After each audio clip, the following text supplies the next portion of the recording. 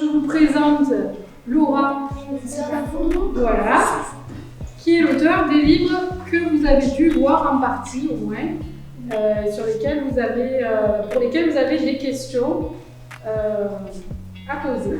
Donc je vais laisser Laura se présenter un petit peu et puis après vous pourrez poser vos questions que vous avez préparées.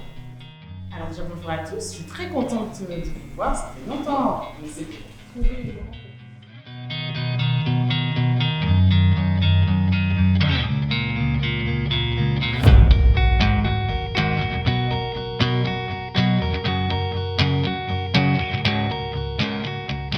des livres aussi pour apprendre aux enfants c'est quoi le colorisme, c'est quoi le graphisme, ou des fois ça peut être juste des histoires. La demeure du ciel, il n'y a pas de discrimination dedans. Mais c'est important en tout cas d'expliquer pour que le harcèlement scolaire en fait s'arrête et pour que les enfants comprennent en fait que ce n'est pas correct.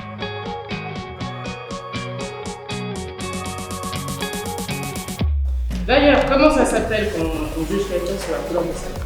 Oui. Oui. Et comment ça s'appelle quand on juge quelqu'un sur le fait que sa peau soit très foncée ou très claire? C'est un bon point. Oui. Alors, c'est un type d'harcèlement, mais il y a un nom pour ça. Alors, je vais vous aider. Si on fait une différence entre les couleurs, ça sera quoi? Ça va ici. Colorisme. Alors, c'est très peu connu. Mais donc, ce que l'on voit dans le chemin de Giada, où en fait Giada elle est moquée parce qu'elle est plus foncée que sa sœur, ça s'appelle du colorisme et c'est un type de racisme aussi.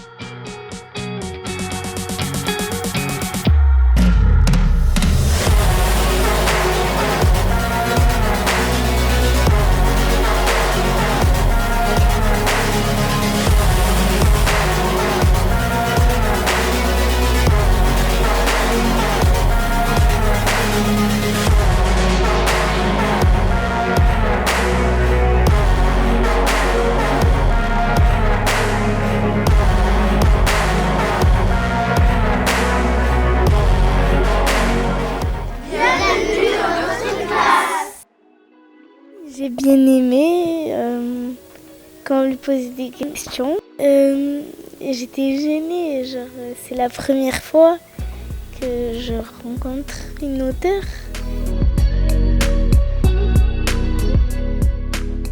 Quand j'avais 8 ans, à l'école, il y avait plusieurs enfants qui s'étaient moqués de mes cheveux. Ils s'étaient moqués de mes cheveux, ils s'étaient aussi moqués de ma peau.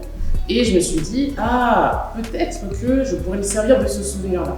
Parce que justement à l'école, il y avait des petites filles qui s'étaient moquées de mes cheveux et j'étais allée voir ma mère en me disant « Maman, je n'aime plus mes tresses. Donc est-ce que tu peux défaire mes tresses parce que je n'aime pas mes cheveux ?» Ma mère m'a écoutée et elle m'a dit « Non, je ne vais pas défaire tes cheveux parce que tu dois t'accepter tel que tu es. » Et j'ai beaucoup aimé, c'était sympa, j'étais heureux, c'était cool de dire les questions et j'étais très surpris que ça prenait beaucoup de temps de faire un livre.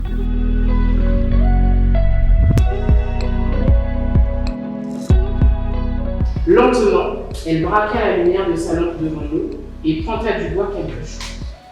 Je plissais les yeux. Je me sentis que j'étais un peu gênée.